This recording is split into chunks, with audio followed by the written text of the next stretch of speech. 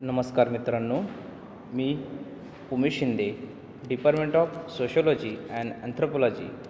आपला जो MA सेकंडचा subject आहे त्यामध्ये सोशोलॉजी ऑफ जेंडर यामध्ये आपण आज स्त्रीवाद त्याचा अर्थ यावर आपण चर्चा करणार आहोत. समाजामध्ये स्त्री आणि पुरुष ही दोघे मिळून एकत्र येऊन समाज तयार झाला. अर्थातच दोघांचेही महत्त्व समानच असायला हवे, पण पुरुषसत्ताक अर्थव्यवस्थेमध्ये स्त्रीला मिळणारे स्थान, तिचा दर्जा, तिला प्राप्त होणारे स्वातंत्र्य, अधिकार यामध्ये असमानता आढळून येते. एकंदरीतच स्त्रीला निव्वळ स्त्री आहे म्हणून कमी लेखणे ही प्रवृत्ती समस्या निर्माण करणारी आहे. या समस्येचा तिच्या सर्वांगीण विकासाच्या दृष्टीने अभ्यास होणे गरजेचे आहे व यातूनच आपण पाहतो की स्त्रियांशी निगडीत सर्व प्रश्न हाताळताना स्त्रीवादी संकल्पना ही अस्तित्वात आलेली आहे. आज आपण स्त्रीवादाचा जो अर्थ आहे, मिनिंग ऑफ फेमिनिझम, हे आपण थोडक्यात बघूया. स्त्रीवादाच्या अर्थात फेमिनिझम या शब्दाची उत्पत्ती लॅटिन भाषेतील फेमिनिया या शब्दापासून झालेली आहे. फेमिनाचा अर्थ स्त्री, वुमेन असा असून ॲलिस रॉसी यांनी फेमिनिझम हा शब्द प्रथम 1895 साली द अल्थिनिझम या नियतकालिकेत वापरला.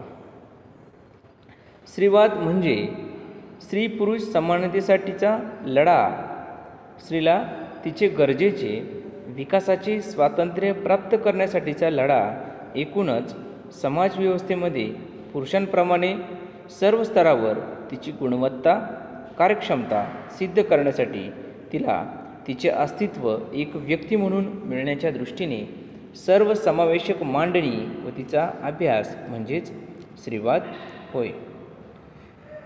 मित्रांनो, स्त्रीवाद ही संकल्पना जी काही निर्माण केली गेली यामध्ये आपल्याला तो लॅटिन भाषेतील शब्द आहे, कोणत्या फेमिनिझा या शब्दापासून कसा तयार झालेला आहे, त्याचा अर्थ कसा होतो हे आपण बघितलेलं आहे. परंतु आपल्याला या स्त्रीवादाच्या संदर्भामध्ये सांगायचं झालंच तर की स्त्रीवाद म्हणजेच स्त्री पुरुष समानतेसाठीचा लढा, तिला तिचे गरजेचे विकासाचे स्वातंत्र्य प्राप्त करण्यासाठीचा लढा, एकूणच समाजव्यवस्थेमध्ये पुरुषांप्रमाणे सर्व स्तरांवर तिची गुणवत्ता, कार्यक्षमता सिद्ध करण्यासाठी तिला तिचे अस्तित्व एक व्यक्ती म्हणून स्थान मिळवण्याच्या दृष्टिकोनातून दिलेला जो लढा आहे त्याला आपण स्त्रीवाद असं म्हणतो. आपण आता स्त्रीवादाच्या संकल्पनेनंतर पुढे जे बघणार आहोत त्यामध्ये आपण स्त्रीविषयक थोडक्यात स्त्रीवादाची वैशिष्ट्ये बघणार आहोत. यामध्ये पहिलं जे वैशिष्ट्य आहे ते आहे स्त्रीविषयक विचारांचा अभ्यास. विषयक विचारांच्या अभ्यासामध्ये आपण स्त्रीवाद मुळातच स्त्री या व्यक्तीला केंद्रित धरून आहे. पुरुष जसा व्यक्ती आहे तशीच स्त्रीसुद्धा एक व्यक्ती आहे. मात्र पुरुषसत्ताक वृत्तीतून स्त्रीला कमी लेखण्याची, तिला मनुष्यहीन म्हणून वागणूक देण्याची जी प्रथा पूर्वापार चालत आलेली आहे तिला जागतिक पातळीवर फार मोठ्या प्रमाणात विरोध झालेला दिसतो. साधारणतः यामध्ये मेरी वुलस्टोनक्रॉफ्ट, J.S. मिल, फ्रान्सच्या सिमॉन दी ब्युव्हॉर, तसेच हेलेन सिक्सम, लुसी कॉम्ब्रिसार अशा अनेक स्त्रीवादांनी स्त्रियांविषयक आपली मते मांडून स्त्रीवादी जनजागृती करण्याचा प्रयत्न केलेला आहे. त्यानंतर याच पद्धतीचा प्रयत्न भारतातसुद्धा राजाराम मोहन रॉय, महात्मा फुले, सावित्रीबाई फुले, महर्षी धोंडो केशव कर्वे, डॉक्टर बाबासाहेब आंबेडकर, छत्रपती शाहू महाराज अशा अनेक समाजसुधारकांनी आपल्या विचार व कृतीतून स्त्रीवादी भूमिकेस प्राधान्य देऊन स्त्री पुरुष समानता, विकास यासाठी कार्य केले दिसते. अगदी अलीकडील काळातील गेल ऑम्वेट, डॉक्टर नीलम गोरे, विद्युत भागवत अशा स्त्रीवादी भूमिकाविषयक आपले विचार देखील त्यांनी वेगवेगळ्या प्रकारे मांडलेले दिसून येतात. आपण यानंतर पुढचे जे दुसरं वैशिष्ट्य स्त्रीवादाचं बघणार आहोत, त्यामध्ये स्त्री अत्याचारास विरोध व स्त्री स्वातंत्र्याचा पुरस्कार. यामध्ये आपण बघतो की स्त्रीने चूल आणि मूल एवढे सांभाळावे, तिचे कार्यक्षेत्र हे एवढेच आहे, तिला कोणताही निर्णय घेण्याचा अधिकार नाही, धार्मिक अनिष्ट चालीरीतींच्या बंधनामध्ये ती जीवन जगते, तिला शिक्षण नाकारले गेले, त्यानंतर गुलामासारखे स्थान तिला देण्यात आले, बालविवाह, सतीप्रथा, बुरखा पद्धती अशा अनेक प्रकारे तिच्या मनाविरुद्ध सक्ती करून तिच्यावर अन्याय अत्याचार केले जातात. या सर्वांविरुद्ध स्त्रीवादी भूमिका उभी राहताना दिसते. मुळातच पुरुषांप्रमाणे स्त्रीसुद्धा एक व्यक्ती आहे. ज्या पद्धतीने स्वतःचा विकास करण्यासाठी पुरुष हा प्रयत्नशील असतो, तसेच व्यक्ती म्हणून स्त्रीने स्वतःचा विकास साधण्यासाठी जे जे आवश्यक आहे ते प्राप्त करण्यासाठी स्वतःच्या प्रती स्वातंत्र्याची मागणी करणे देखील आवश्यक आहे. व म्हणूनच स्त्रीवादी विचार स्त्री स्वातंत्र्याचा अधिकाराचा पुरस्कार करताना दिसतात. प्राचीन काळापासून स्त्री स्वातंत्र्याचा फार मोठ्या प्रमाणात संकोच करण्यात आला आहे. या संकोचातूनच तिच्यावर अनेक बंधने देखील ही लादण्यात आली, तिच्यावर अत्याचार घडला. म्हणूनच या सर्व बंधनातून मुक्त होणे म्हणजे स्त्री स्वातंत्र्य, स्वविकास प्राप्त करणे ही भूमिका स्त्रीवादाची असलेली दिसून येते. आपण याच्यामध्ये तिसरं जे वैशिष्ट्य स्त्रीवादाचं बघणार आहोत, त्यामध्ये लिंग भेदविरहित स्त्री पुरुष समानतेवर आधारित समाजव्यवस्था. लिंगभेद हा स्त्री आणि पुरुष या दोघांमध्ये जो काही केला जातो त्याला लिंगभाव आपण असं म्हणतो. हा समाज रचित असतो, हा सांस्कृतिक रचित असतो, आणि मग या दृष्टिकोनातूनच लिंगभेद कसा केला जातो आणि मग तो स्त्री पुरुष समानतेवर आधारित समाजव्यवस्था कशी आहे यामध्ये आपण चर्चा करणार आहोत. यामध्ये निसर्गतः स्त्री व पुरुष हे दोन घटक प्रजोत्पादनाचे काम करतात. अर्थातच दोघांचेही स्थान तितकेच समान पातळीवरचे आणि महत्त्वाचे देखील आहे. पण सामाजिक अवस्थेमध्ये जीवन जगत असताना लिंगभेदाचा वापर करून स्त्रियांना विषमतेची वागणूक देण्यात आली.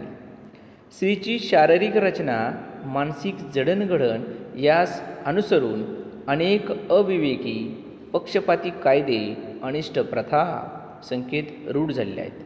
थोडक्यातच लिंगभेदामुळे स्त्रियांना सर्व पातळीवर पुरुषांप्रमाणे दर्जा, समान आदर प्राप्त झालेला नाही, समानता आदर वगैरे प्राप्त झालेला नाही, अधिकार व स्वातंत्र्य तिला डावलण्यात आले. म्हणूनच स्त्रीवादी विचारसरणीमध्ये स्त्री एक व्यक्ती आहे म्हणून तिला पहिले स्थान, सन्मान व आदर मिळायला हवा, ज्याकडे स्त्रीकडे पुरुषांप्रमाणे समान पातळीवर पाहिले जाईल त्यावेळी असे घडेल असे मत स्त्रीवादी व्यक्त करताना दिसतात.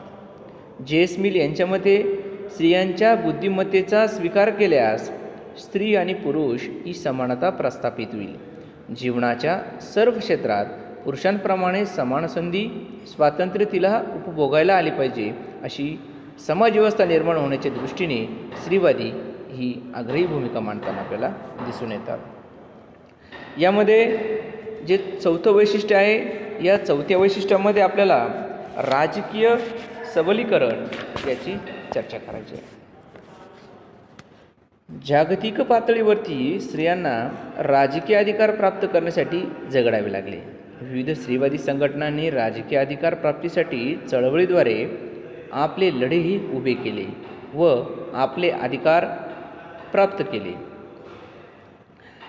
1911 इंग्लंडमधील स्त्रियांच्या स्वातंत्र्याची अर्थात मताधिकाराची चळवळ, अमेरिकेतील 1848 झालेली एलिझाबेथ कॅडी सॅटन आणि युकेशिया मॉट यांनी स्त्रियांना भरवलेला मेळावा यामध्ये स्त्री स्वातंत्र्याविषयी सेनेका फॉल्स हा प्रसिद्ध झालेला जाहीरनामा व पुढे 1920 साली अमेरिकन राज्यघटनेमध्ये 19व्या घटनादुरुस्ती होऊन स्त्रियांना प्राप्त झालेला मतदानाचा अधिकार, तसेच फ्रान्समध्ये 1789मध्ये झालेली क्रांती, परंतु स्वातंत्र्य, समता व बंधुता या विचारसरणीमध्ये मागे पडलेले स्त्रीविषयक मूल्य व त्यासाठीचे जेन्सन सिमॉन दी बुआ यांनी व्यक्त केलेले क्रांतिकारी विचार, अशा अनेक पद्धतीने विविध राष्ट्रात स्त्रियांना स्वतःचे व्यक्ती म्हणून राजकीय अधिकार प्राप्त घेण्यासाठी झगडावे लागले. भारतातही राजाराम मोहन रॉय यांनी सती प्रथेविरुद्ध आवाज उठवला. स्त्री शिक्षणासाठी कार्य करणारे महात्मा ज्योतिबा फुले, त्यानंतर सावित्रीबाई फुले, डॉक्टर बाबासाहेब आंबेडकर यांनी घटनात्मकदृष्ट्या संविधानात दिलेले स्त्री पुरुष समानता, स्वातंत्र्याविषयीचे कायदे, स्थानिक स्वराज्य संस्थांमध्ये स्त्रियांचा सहभाग वाढवण्याच्या दृष्टीने 1993 साली झालेली 73वी व 74वी घटनादुरुस्ती, अशा प्रकारे भारतातही स्त्रियांचा सहभाग व सबलीकरणाच्या दृष्टीने प्रयत्न झाले दिसून येतात. संघर्षातून प्राप्त झालेले हे अधिकार समाजातील प्रत्येक स्त्रियांपर्यंत पोहोचताना दिसत नाही. यामध्ये स्त्रियांची काही प्रमाणात असणारी राजकीय उदासीनता असली तरी पुरुषप्रधान सत्तेमध्ये पुरुषांची मानसिकता स्त्रीला सत्ता प्रदान करण्याची किंवा तिला निर्णय प्रक्रियेमध्ये सहभागी करून घेण्याची दिसत नाही. त्यामुळे स्त्रीवादी विचारसरणी राजकीय पातळीवर तिचे सबलीकरण करण्याची भूमिका व्यक्त करताना दिसून येतात. स्त्रीवादाचे पाचवे जे वैशिष्ट्य आहे ते म्हणजे आधुनिकीकरणाचा स्त्रीवादावरील परिणाम. 1990च्या पूर्वीचा स्त्रीवाद हा स्त्री म्हणून तिला न पाहता एक व्यक्ती म्हणून समाजाने पाहावे यासाठी होता. तिच्या अस्तित्वाचा, स्वातंत्र्याचा, समानतेचा, अधिकारांचा, विकासाचा असा तो स्त्रीवाद होता. 1991 नंतर जागतिकीकरण, उदारीकरण, खाजगीकरण यांचा प्रभाव संपूर्ण समाजकारण अर्थकारणावर पडला आणि मग साहजिकच स्त्रीवादावरही याचा परिणाम झालेला दिसून येतो. ICTच्या क्षेत्रामध्ये काम करणाऱ्या स्त्रियांचे प्रश्न, कामाच्या ठिकाणी होणारा लैंगिक छळ, वाढीव स्त्री भ्रूणहत्येसारखे गंभीर प्रश्न, कौटुंबिक हिंसाचाराचा प्रश्न, स्त्रियांविषयक असणारी आर्थिक भूमिका, प्रसारमाध्यमांमध्ये स्त्रियांची मांडणी, यातून स्त्रियांवर होणारा परिणाम, तसेच मानवी हक्क म्हणून प्राप्त झालेले स्त्रियांचे अधिकार व प्रत्यक्षात असणारी वस्तुस्थिती, अशा विविध पातळीवर स्त्रीवादी अभ्यास होताना दिसतो. आधुनिकीकरणाचा परिणाम स्त्रीवादावर झाल्याने स्त्रीवादाला एक वेगळी दिशा प्राप्त झालेली दिसून येते. आणि यामध्ये जे शेवटचं वैशिष्ट्य आहे त्यामध्ये स्त्रीवादी विविध दृष्टिकोन व मतभिन्नता. स्त्रीवादी विचारांचा जन्म मुळात स्त्री एक व्यक्ती आहे. तिला तिचा विकास करण्यासाठी स्वातंत्र्य, समानता, सर्व अधिकार हे प्राप्त असणे गरजेचे आहे या विचारसरणीतून निर्माण झाली. अर्थात उद्देश समान असला तरी तो उद्देश साध्य करण्याच्या दृष्टीने विविध विचारप्रवाह अस्तित्वात आलेले दिसतात. स्त्रीवादी विचारात उदारमतवादी विचार व्यक्ती स्वातंत्र्यास प्राधान्य व स्त्री पुरुष समानता असणारी मानणारी दिसते. समाजवादी विचारप्रवाहामध्ये उत्पादन साधनांवरील पुरुषांची मक्तेदारी नष्ट करणे, स्त्रीदास्य अंत या विचारांना प्राधान्य देणे. स्त्रीवादी विचारांचा मार्क्सवादी दृष्टिकोनात लिंगभेदातून निर्माण होणाऱ्या स्त्रियांच्या शोषणाकडे लाभाबाबत विचार मांडले. स्त्रियांचे कौटुंबिक शोषणातून मुक्त करण्यासाठीचे विचार मांडले गेले. उत्तर आधुनिक स्त्रीवादी दृष्टिकोनात लिंगभेद हा एकच मुद्दा स्त्रीवादापुरता मर्यादित न ठेवता विविध क्षेत्रातील स्तरातील स्त्रियांचा वेगवेगळा प्रश्न असतो व ते अभ्यासणे हा भाग उत्तर आधुनिक स्त्रीवादाचा आहे. उच्चवर्णीय स्त्री, मध्यमवर्गीय स्त्री, निम्न व स्तरीय स्त्री, धर्म, संस्कृती या विविध घटकातील स्त्रिया त्यांची चर्चा या स्त्रीवादामध्ये होते. असे विविध दृष्टिकोन आपण पुढे यामध्ये अभ्यासणारच आहोत. थोडक्यात आपण यामध्ये स्त्रीवाद म्हणजे काय, त्याचा अर्थ कसा आहे आणि स्त्रीवादाची वैशिष्ट्ये या घटकांवर आपण चर्चा आज आपण केलेली आहे. यामध्ये पुढील जे काही स्त्रीवादाचे वेगळे दृष्टिकोन आहे हे पुढील आपण व्हिडिओमध्ये बघणार आहोत. यामध्ये आपल्याला मार्क्सवादी स्त्रीवाद, उदारमतवादी स्त्रीवाद, उत्तर आधुनिक स्त्रीवाद, काळा स्त्रीवाद, दलित स्त्रीवाद ही एक विचारसरणी जी आहे वेगवेगळ्या पद्धतीने मांडलेली, यावर देखील आपण चर्चा करणार आहोत. या अभ्यासासाठी आपल्याला मित्रांनो वेगवेगळ्या रेफरन्सेसची गरज आहे. यामध्ये आपण विद्युत भागवत यांचं स्त्री प्रश्नांची वाटचाल आणि परिवर्तनाच्या दिशेने हे जे काही पुस्तक आहे यामध्ये प्रतिमा प्रकाशन पुणे हे जरूर वाचावं.